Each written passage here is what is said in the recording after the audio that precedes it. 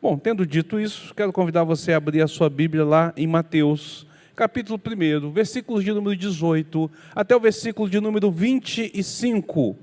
E nós estaremos fazendo a nossa terceira preleção com o título O que é o Natal. Nas duas primeiras nós falamos do versículo 1 até o versículo de número 17, no mesmo livro do Evangelho, segundo o evangelista Mateus, o Evangelho do nosso Senhor Jesus Cristo. E dessa vez nós vamos falar do versículo 18 até o versículo de número 25. Mateus, capítulo 1, versículos 18 a 25. Eu vou fazer a leitura, os irmãos podem acompanhar na Bíblia de vocês. Para quem tem uma tradução diferente da revista e atualizada, a gente sempre põe aqui no slide o texto bíblico, para que você possa fazer o acompanhamento correto do texto, tá certo? Então, Mateus, Evangelho do nosso Senhor Jesus, segundo o evangelista Mateus, capítulo 1, versículos 18 a 25. Nos diz assim a palavra do Senhor. Ora, o nascimento de Jesus Cristo foi assim. Estando Maria, sua mãe, desposada com José, sem que tivesse antes coabitado, achou-se grávida pelo Espírito Santo. Mas José, seu esposo, sendo justo e não querendo infamar, resolveu deixá-la secretamente. Enquanto ponderava nestas coisas, eis que lhe apareceu em sonho um anjo do Senhor, dizendo: José, filho de Davi, não temas receber Maria, tua mulher, porque o que nela foi gerado é do Espírito Santo. Ela dará à luz um filho e lhe porás o nome de Jesus, porque ele salvará o seu povo dos pecados deles. Ora, tudo isso aconteceu para que se cumprisse o que fora dito pelo Senhor, por intermédio do profeta. Eis que a virgem conceberá e dará à luz um filho, e ele será chamado pelo nome de Emanuel, que quer dizer Deus conosco. Oremos mais uma vez. Bondoso Deus, glorioso é o teu santo nome. Nós bendizemos e exaltamos o Senhor pela tua grandeza e pela tua majestade. E diante desta palavra nós nos curvamos, pedindo ao Senhor que seja conosco e que fale com as nossas vidas, revelando a tua vontade e teu querer, em nome de Cristo Jesus. Amém e amém. O texto continua, e aí é dito no versículo 24: Despertado José do sono, fez como lhe ordenara o anjo do Senhor e recebeu a sua mulher. Contudo, não a conheceu enquanto ela não deu à luz um filho, a quem pôs o nome de Jesus. Eu estava ontem na Via Lago. O Raí foi fazer uma participação lá na praça, convidou a gente para ir, e eu estava devendo ir para conhecer, para ver a iluminação, não tinha ido até então. Confesso que me desanima o fato de você chegar ali e está muito cheio, difícil de estacionar, poucos bancos para sentar, então eu ficava assim, eu estou ficando velho, eu estou ficando ranzinza, aí tem hora que desanima. Mas aí a gente se animou, eu e a Adelina, nós fomos lá. E assim, de fato uma decoração muito linda, né? No meio da lagoa lá, no meio do rio ali, uma árvore de Natal, aquelas árvores coloridas ali, feitas ali, parecem, lá em Minas tem muito disso. O pessoal faz com arame as árvores e cola pedrinhas, né? Para fazer de enfeite, então parecia muito dessas questões. Aí você via um enfeite ali, um enfeite aqui, e aí eu e a Adelene caminhando, de repente tinha uma fila enorme, e eu falei, mas que fila é essa? Será que está distribuindo doce, bala, será que é alguma coisa de graça?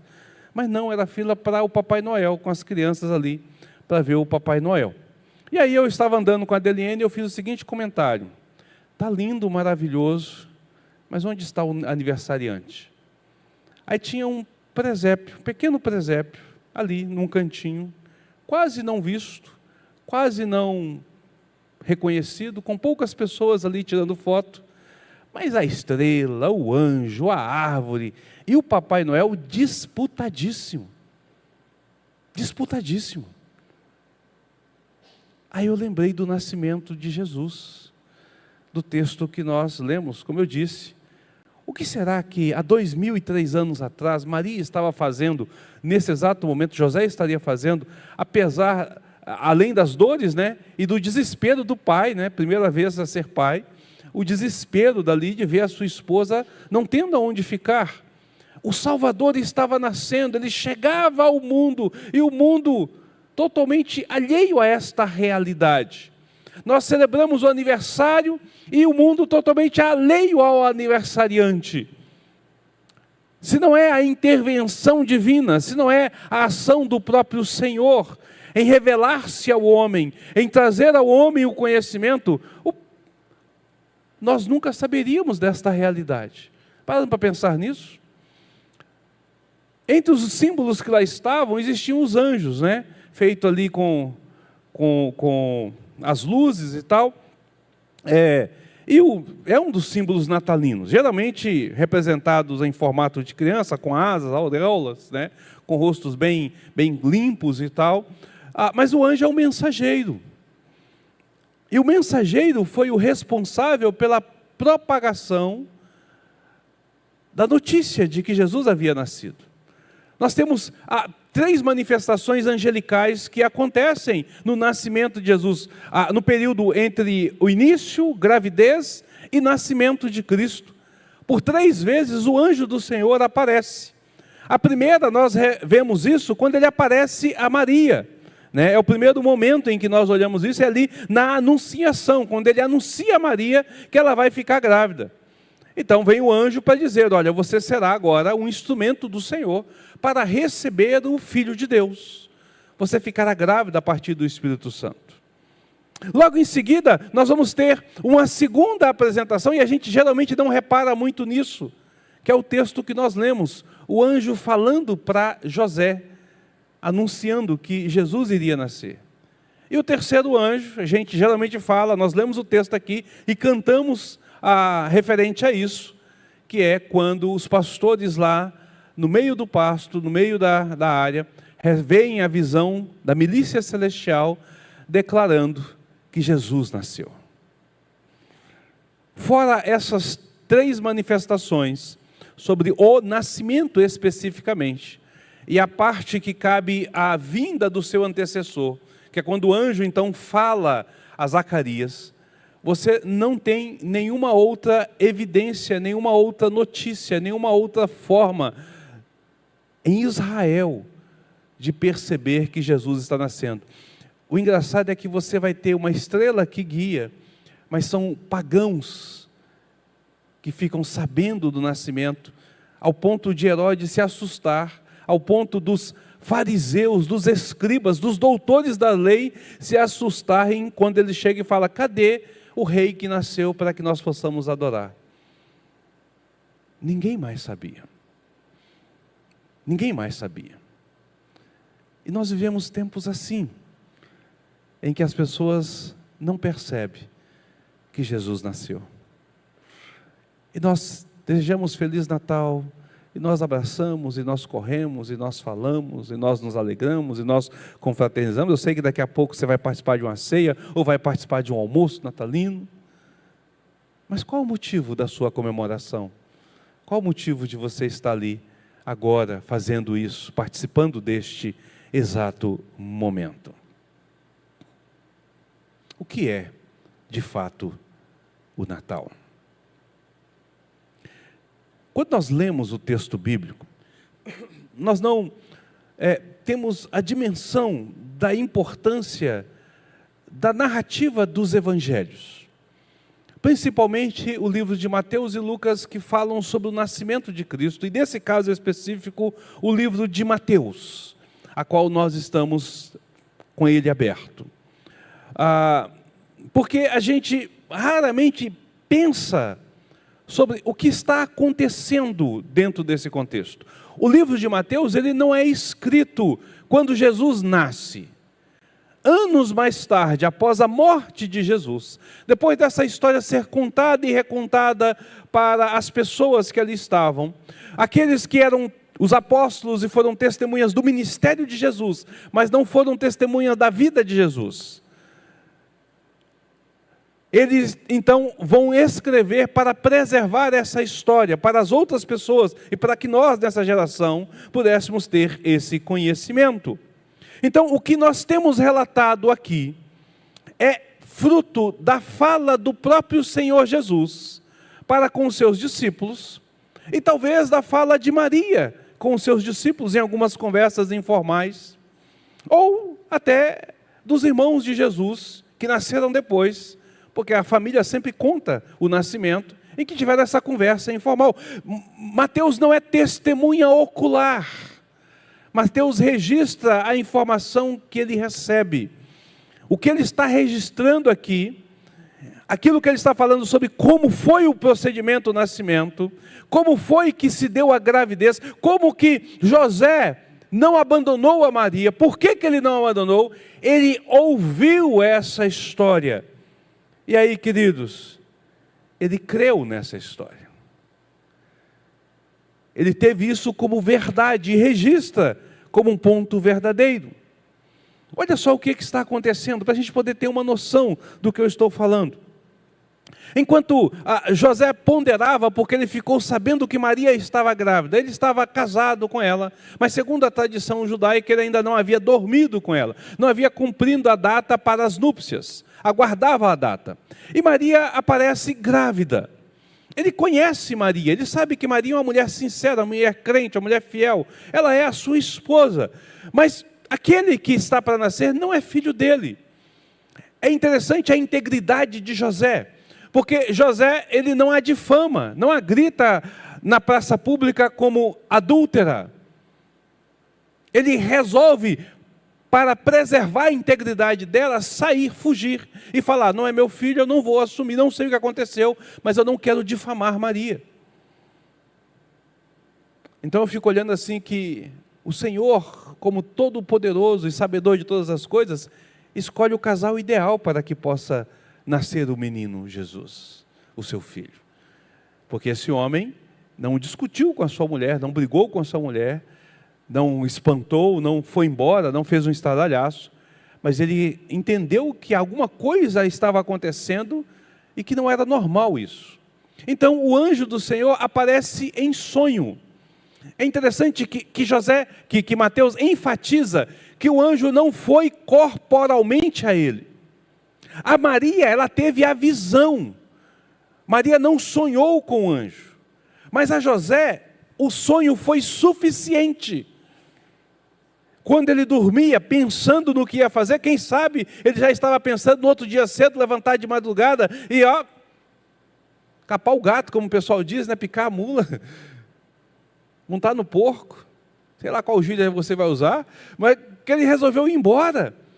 Naquela noite o anjo aparece a ele, e a fala do anjo é suficiente para que José entenda o que está acontecendo.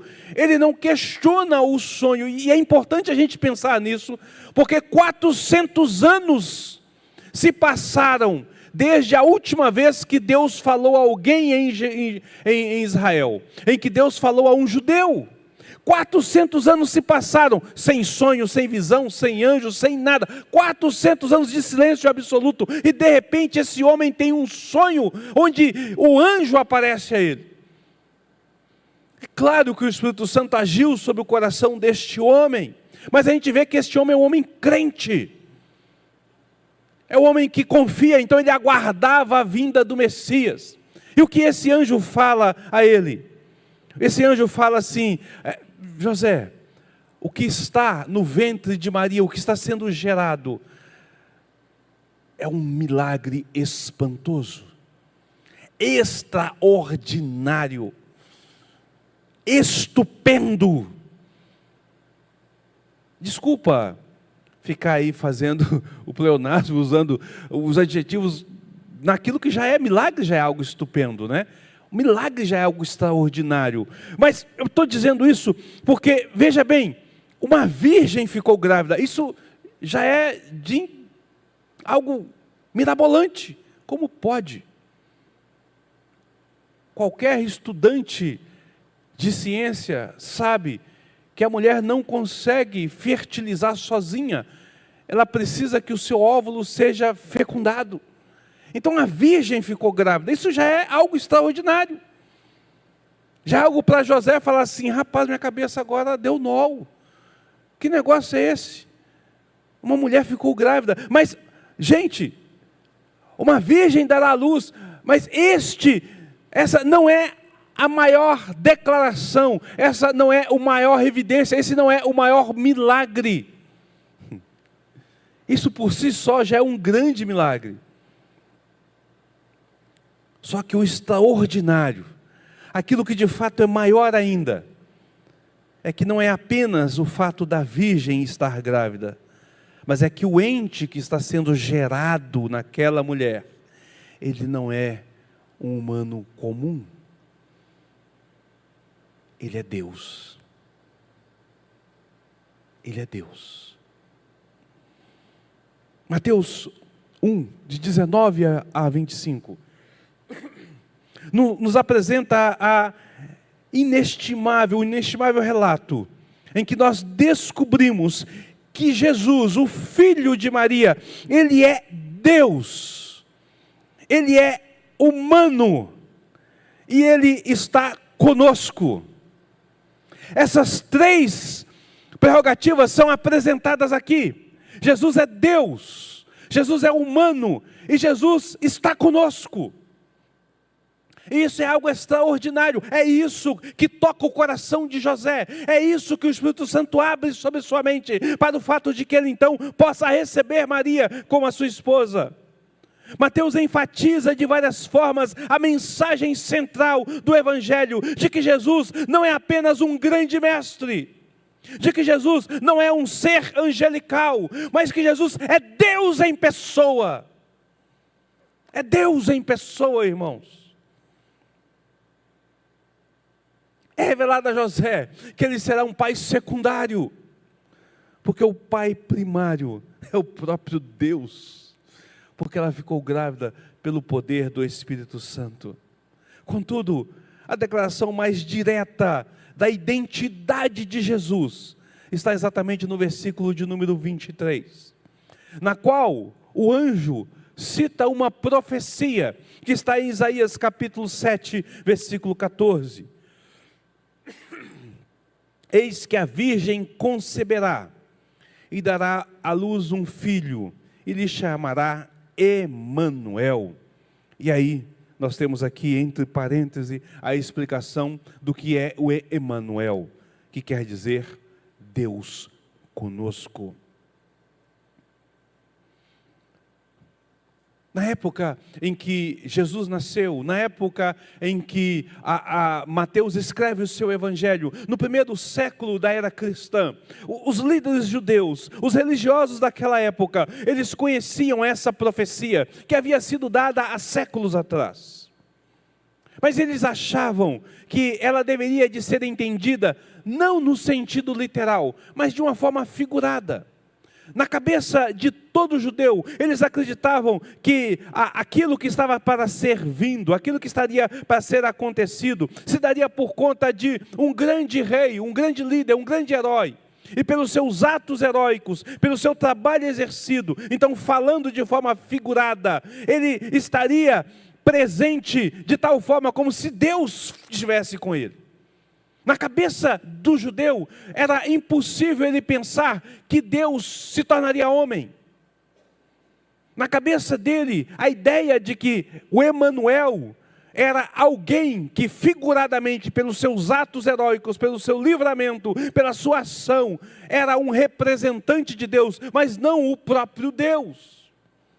Não o próprio Deus. Mas Mateus afirma que a promessa é maior do que os religiosos experimentavam ou pensavam, é maior do que os teólogos da época poderiam imaginar. Ele se tornou realidade, no sentido literal e não figurado, porque Jesus Cristo é o Emanuel, o Deus conosco. Porque a vida que crescia agora no ventre de Maria era um milagre realizado do próprio Deus, onde o Espírito fecunda o óvulo de Maria, onde o Espírito habita o óvulo de Maria, onde o Espírito vai nascer em forma humana. A criança era literalmente Deus. E é bom a gente enfatizar isso. Apenas a criança. Maria continuava sendo humana, como continuou até o final. Mas aquela criança era Deus. Aquela criança era Deus. Mateus, sendo judeu, ele está bastante familiarizado com as escrituras hebraicas. O que torna então essa declaração dele ainda algo mais surpreendente. Eu vou explicar por quê. Por que é tão surpreendente Mateus colocar isso aqui? Mateus escreve o seu livro para os judeus. Os judeus estão familiarizados com a teologia judaica, com o conhecimento judaico. Desde sempre eles cresceram aprendendo. A nação de Israel, ela é fundamentada sobre esta realidade. A nação e a religião se fundem ao longo do caminho. Um judeu, ele é tanto religioso quanto ele é um cidadão. A sua cultura, o seu pensamento, a sua cosmovisão é moldada por aquilo que ele tem como revelação das Sagradas Escrituras. Tudo está inserido dentro desse contexto. Deixa eu tentar colocar isso de outra forma para os irmãos entenderem o que eu estou dizendo. Nas religiões ocidentais, acreditava-se em múltiplas divindades pessoais, não onipotentes. Às vezes elas poderiam se disfarçar como seres humanos, para cumprir os seus propósitos. Então, naquela época, as divindades ocidentais, dos gregos, dos druidas, dos celtas, dos romanos, eles não acreditavam numa divindade única, toda onipotente. Houve um período em que nasceu-se a ideia de uma única divindade, mas por conta da limitação da filosofia religiosa deles, foram se tornando múltiplos deuses, e eles não eram onipotentes. Então era comum, era possível que eles entendessem que um ser humano, que um Deus poderia habitar na forma humana, porque ele era limitado. Ele era limitado. Na religião oriental, Deus é visto como uma força impessoal, que habita o tudo. Portanto, não haveria problema se alguém dissesse que um ser humano recebeu a manifestação grandiosa dessa divindade. Porque Deus é impessoal. Então perceba, a religião daquela época, as religiões daquela época, pensar que Deus poderia estar entre os homens, que Deus poderia estar revestido como homem, que Deus poderia ser homem, era comum. Era natural para eles. Porque ou ele não era onipotente, ou ele não era impessoal, ou ele era impessoal, de forma com que ele poderia estar em qualquer lugar. Mas para o judeu, no entanto, eles criam que Deus é tanto um Deus pessoal, como é um Deus infinito. Para os judeus, Deus é tanto um Deus pessoal, quanto um Deus infinito.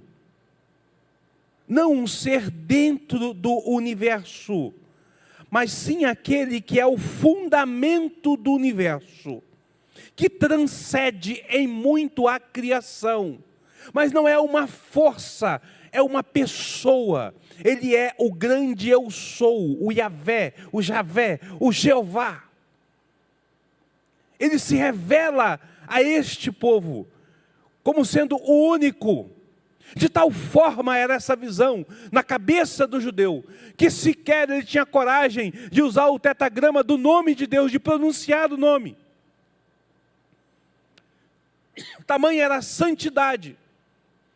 Se simplesmente escrever o nome de Deus no seu tetragrama era algo extremamente santo, quem dirá habitar entre os homens? Mesmo as profecias falando isso, mesmo os profetas anunciando, isso nunca se deu na história do povo judeu. Você vai perceber que quando você lê o Antigo Testamento, as manifestações em que Deus aparece, nunca Deus se aparece como homem. Quando ele aparece a Abraão, é um anjo que vem. É dito que o mensageiro de Deus foi. Quando Moisés está ali diante da sarça, é a sarça que queima. Percebe, queridos? A manifestação nunca é voltada para a pessoa humana, como alguém dizendo assim, Deus está à minha frente. Porque a visão deles é que era incontido esta realidade. Toda a cosmovisão hebraica milita contra a ideia de que um ser humano pudesse ser Deus. Tamanha era o entendimento da pessoalidade e da grandiosidade de Deus. Todavia, Jesus Cristo, por sua vida e afirmação e ressurreição, convenceu os seus seguidores judeus de que ele não era apenas um profeta, de que ele não era apenas um mensageiro, um enviado, de que ele não era apenas um mestre que estava a apontar, a lhes ensinar o caminho até Deus.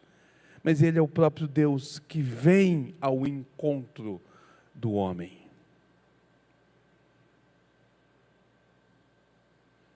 Consegue entender agora?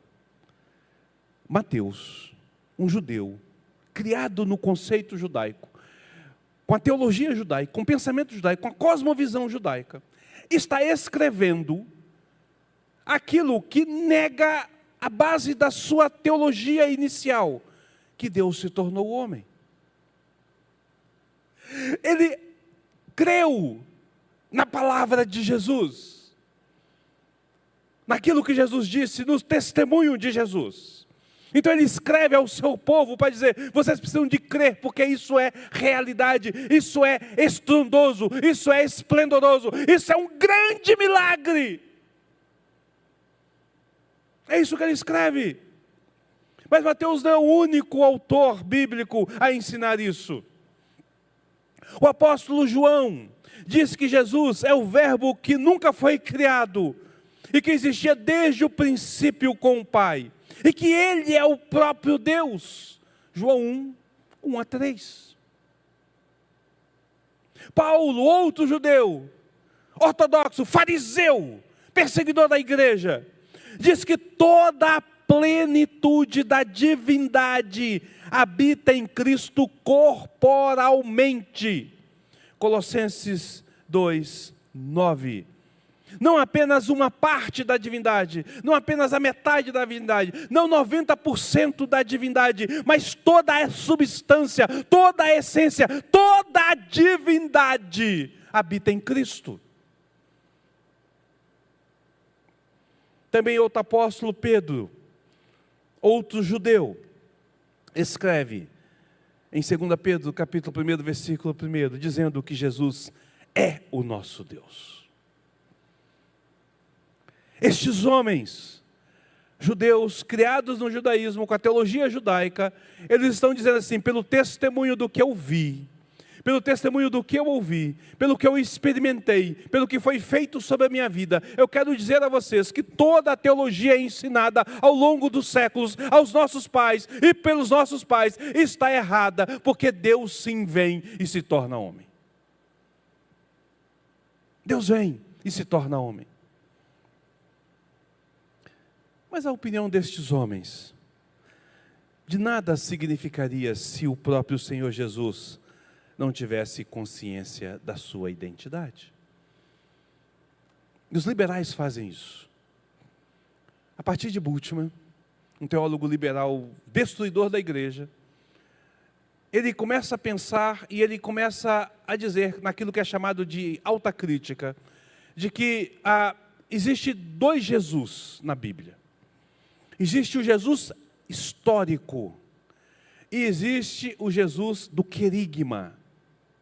A palavra querigma significa a comunidade, significa comunhão. A ideia da lenda que corre por trás. Na cabeça de Bultmann, e ele não tem onde tirar, a não ser da sua cabeça isso, ele vai dizer que Jesus não tinha consciência de que ele era Deus. Mas depois que Jesus morre, e que Jesus ressuscita, e que Jesus sobe aos céus, depois que Paulo escreve as suas cartas, a teologia vai começando a tomar uma forma. E aí, quando se escreve evangelhos, é colocado algumas lendas para poder mostrar que Jesus era Deus. O que Bultmann está falando, o que ele está fazendo, ele está dizendo que todos os milagres que se encontram na Bíblia não aconteceram. O que você só pode acreditar é quando não tem milagre. Se tiver milagre, é o querigma, não é o Jesus histórico. Da onde ele tirou isso? Não faço a menor ideia, da cabeça louca dele, desviada do Evangelho. Porque Mateus está escrevendo isso, e está colocando isso. Nessa parte em específico, Mateus não estava presente. Mas nos milagres que Jesus fez, nos seus 3 anos de ministério, Mateus é testemunha ocular. É isso que faz com que Mateus olhe para isso. E também as declarações ao longo do Evangelho, ao longo da vida ministerial que Jesus faz sobre si mesmo. Jesus tem consciência de que Ele é Deus. Ele tinha plena consciência da sua divindade. Quer ver como que a gente pode perceber isso? Jesus perdoa pecados. Quem pode perdoar pecados senão Deus? Aliás, cria essa conversa. Quem é este para poder perdoar pecados? Então Jesus pega e fala assim, para vocês, quem é mais fácil dizer os seus pecados estão perdoados ou dizer esse homem, toma o teu leite e anda? Mas para vocês perceber que o Filho do Homem tem poder para perdoar pecados, eu também faço um milagre. Levanta, pega o seu leite e vai embora. A evidência de que o pecado estava perdoado era que aquele homem começou a andar.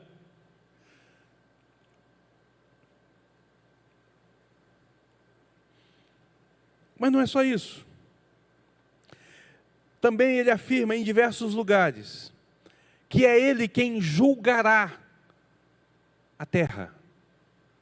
Veja, ele não julgará os seus discípulos, ele julgará a humanidade inteira. Quem tem poder para julgar a humanidade? Senão Deus. Jesus declara a sua familiaridade mútua com a própria divindade, onde ele é Deus tão igual quanto Deus, onde ele declara que ele e o Pai são um. Quando Tomé chega para ele e fala assim, Senhor, mostra-nos o Pai. Há tanto tempo estivesses comigo, Tomé, e pergunta, mostra-nos o Pai. Quem vê a mim, vê ao Pai. O que ele está dizendo? Eu sou o Deus que está diante de você, olha para mim. É isso que ele está dizendo. Percebe? Então, Jesus tinha plena consciência. Jesus usa o tetagrama para ele. Jesus é ousado. E você vai ler muitas vezes no Evangelho, principalmente no Evangelho de João, que Jesus muitas vezes se declara como o eu sou. A palavra eu sou no nosso português, que é usada no nosso português para dizer a pessoalidade de Deus, é a palavra que nós não sabemos a pronúncia, que alguns diz Jeová, outros diz Javé, outros diz Iavé. É o nome próprio de Deus, é o nome que Deus se identifica quando Moisés está ali diante da sarça, e então Deus chega, e Moisés pergunta a Deus assim, tá, o Senhor está me mandando, mas quem é o Senhor? Quando o povo perguntar, que Deus é esse? Quem eu direi? Ele diz, Iavé, eu sou o que sou. Eu sou, me enviou a vós outros. Este é meu nome para sempre. Este é meu nome eternamente. Aí um palestino, um nazareno, um judeu nascido na virada do século, com uma turba, um grupo de seguidores, chega para os religiosos da época e diz, Iavé sou eu sou. Ele usa o nome de Deus. Gente, é por isso que, quando ele falava isso, você vai encontrar isso em alguns textos bíblicos. As pessoas balançavam a cabeça, tampavam os ouvidos e queriam apedrejá-lo.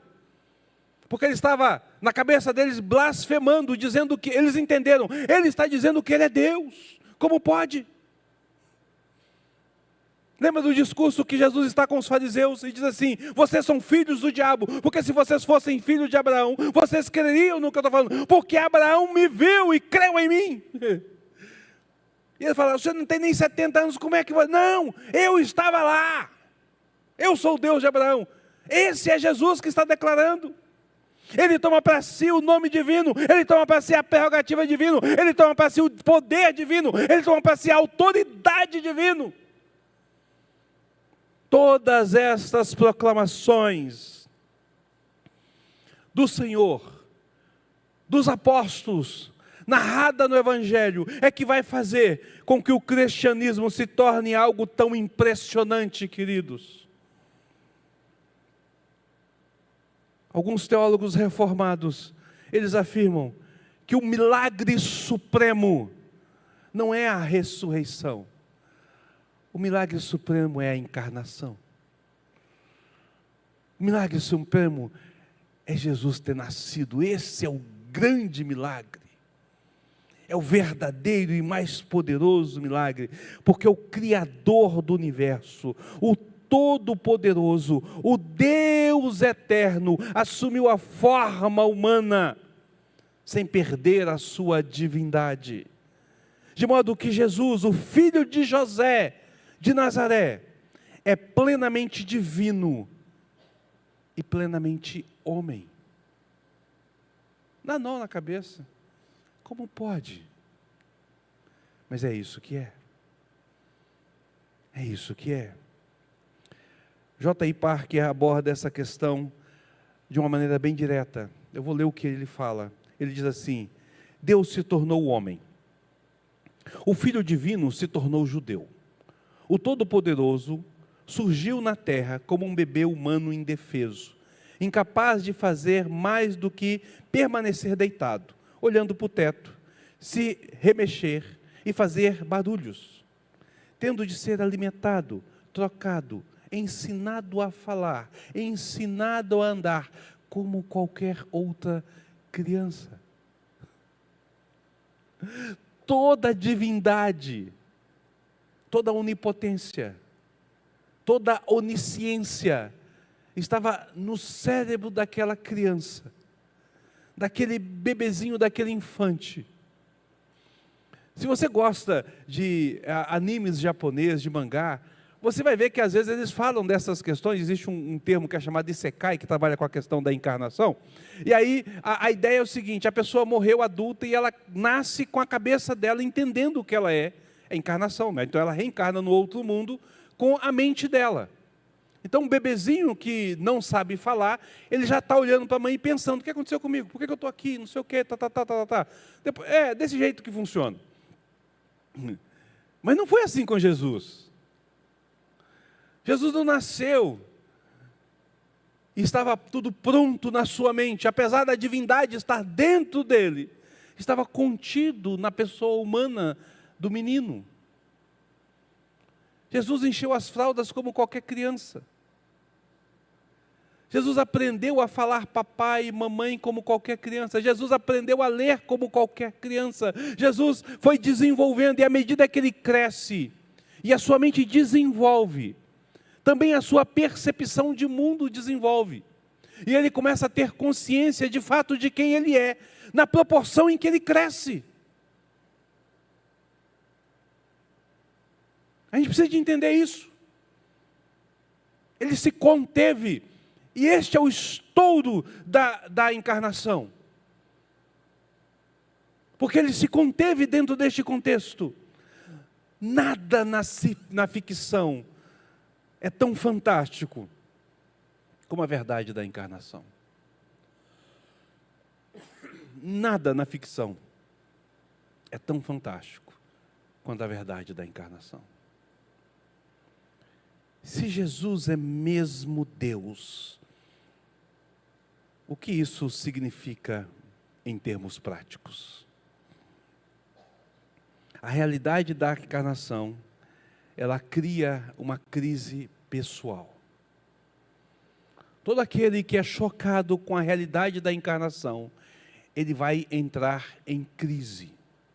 É impossível você tomar conhecimento da encarnação e você não entrar em crise. Observe os evangelhos. Você vai ver Jesus pondo as pessoas o tempo todo em movimento. Onde quer que ele vá, ele rompe com antigos padrões e leva as pessoas a seguirem novas direções. Jesus suscita reações externas com as suas palavras, com a sua maneira de ser, com a sua maneira de agir. Ele faz com que as pessoas revelem de si, se rebelem, se revoltem, agitem, se movimentem. Alguns ficam furiosos, tentando matá-lo. Como nós vemos lá em Lucas capítulo 4, versículo 21 a 30, na qual é dito que eles queriam julgar Jesus do penhasco, porque Jesus estava dizendo que ele era Deus. Outros sentem tão apavorados que gritam: retira-te de mim, Senhor. Outros se prostram, caem em terra e o adoram. Por que os extremos? Devido às alegações daquilo que ele mesmo diz que ele é. Se ele de fato for o que diz ser, e ele é, então o centro de toda a vida está nele. Se Jesus é de fato Deus, a sua vida, o centro da sua vida está nele. Da minha vida está nele. O universo está centrado nele. Se ele não for, então ele é alguém a quem se deve odiar e fugir. Ou ele é Deus, ou ele não é. Portanto, ou ele é absolutamente louco, ou ele é infinitamente poderoso. Entender o milagre da encarnação, a compreender a singularidade da vinda de Jesus, nos leva a um extraordinário impacto intelectual em nossas mentes. Desmoronará nossas percepções do mundo e nos guiará a buscá-lo com todo o nosso ser. Ou caso contrário, nos fará totalmente averso a ele. Por isso que o mundo é o que é.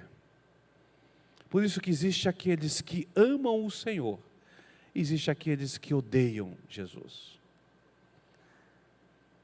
Por isso que existe aqueles que se curvam diante do Senhor, e aqueles que blasfemam e detestam e odeiam e hostilizam a Cristo.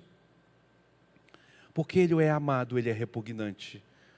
Tudo está ligado exatamente à compreensão de que Ele é Deus e de que Ele declara ser Deus. No entanto, querido, no cristianismo moderno, há inúmeras pessoas que dizem compreender quem Jesus é, declarando que Ele é Deus, dizendo que é o seu Deus. Ele é o meu Deus. Jesus é o meu Deus, Jesus é o meu Senhor, mas sem que isso revolucione a sua vida, sem que isso traga um impacto radical de mudança na sua vida. Então preste atenção, querido. Não passar por uma crise intelectual ou uma mudança duradoura sobre a sua vida, sabe o que isso significa? Se você declara que conhece a Cristo, que Jesus é o seu Deus, que Ele é o seu Senhor, e você não passa por uma crise intelectual, ou por uma mudança radical, duradoura sobre a sua vida, é que na verdade, contrariando aquilo que você está afirmando, você nunca, de fato entendeu percebeu, atinou, vislumbrou realmente o significado do Natal, o milagre da encarnação. Você não entendeu quem é Jesus. Você não sabe quem é Jesus. Portanto, o advento do Natal é uma notícia, uma vinda, o cumprimento de uma promessa e um verdadeiro milagre intencionalmente realizado pelo soberano Deus, pelo Senhor do universo, o Deus Todo-Poderoso, num ato extraordinário de amor, para cumprir a lei e executar a justiça, salvando pecadores indignos do seu terrível e cruel destino, caso ele não tivesse intervindo. O maior milagre do mundo é o fato de que Cristo foi e daquilo que Ele é. Você foi salvo por Cristo das consequências finais do seu próprio pecado. Por isso, isso se torna algo tão maravilhoso, tão grandioso. O eterno habitou o temporal. O eterno habitou o que é temporal. O infinito foi contido no finito. O incontido se conteve. O Criador se revestiu de criatura. O Santo habitou entre pecadores e depois de 33 anos entregou-se à morte para nos resgatar, para nos remir.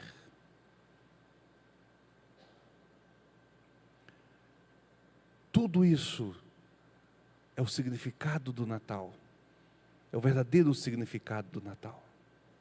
Essa é a importância de nós lembrarmos desta data, porque o universo foi rasgado desde a eternidade até um pequeno planeta, numa pequena galáxia, num pequeno sistema solar, para um povo insignificante, para uma criatura chamada ser humano.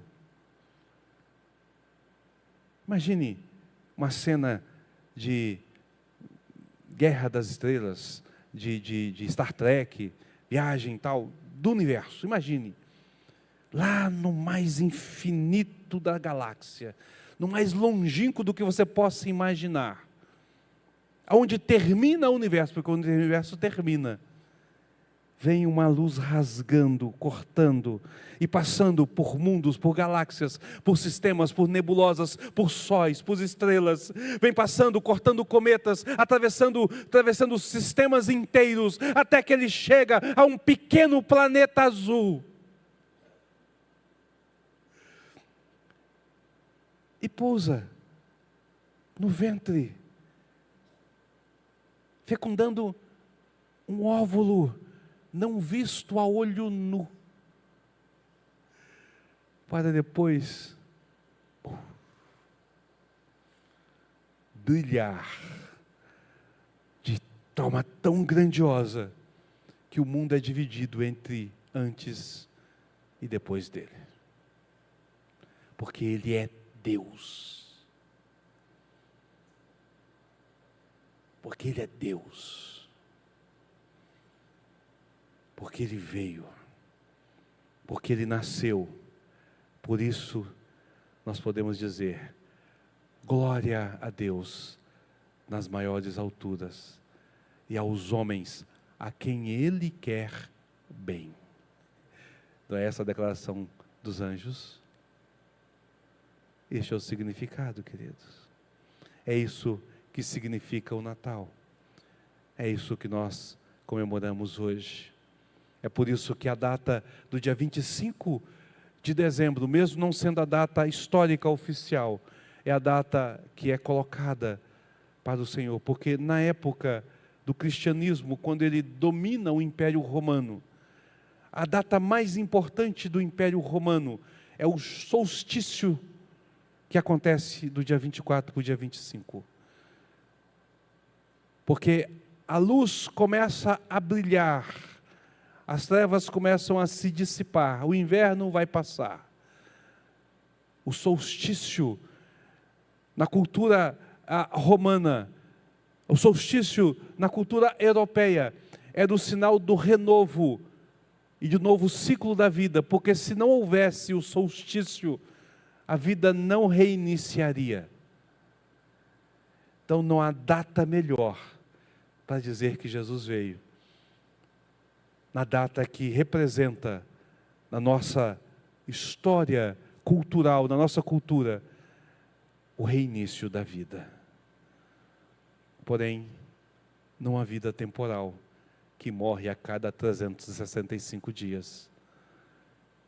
Mas uma vida que nasce e jamais perece. Uma vida que é eterna, porque a sua luz brilha eternamente. Anno Domini, ano do domínio. Domingo, dia do domínio. Solstício da renascimento e da vida, do brilho e da luz. Podemos representar o Natal com luzes, porque Jesus é a luz que veio ao mundo.